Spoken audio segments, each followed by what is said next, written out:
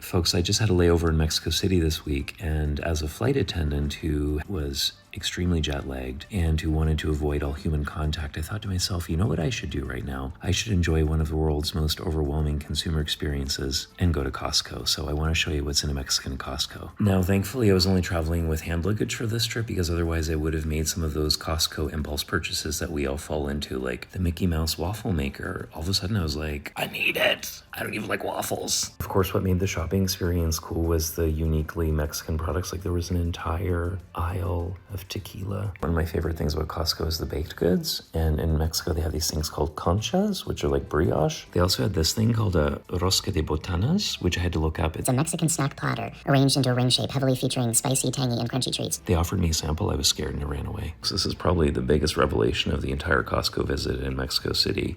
They still have the giant muffins, okay? Like in Canada, we've been told now for a couple years, Costco's like, no, we're not making the giant muffins anymore. They still have them in Mexico. I love those muffins. We need them back. And again, going to Costco is not really practical for a flight attendant who's only in town for a couple days, but man, was I ever tempted to get these little like Philadelphia roll things. It's too much for one person for 24 hours, and I had no adequate refrigeration in my hotel room, but I was tempted. Look at this gigantic bottle of horchata. Oh my God.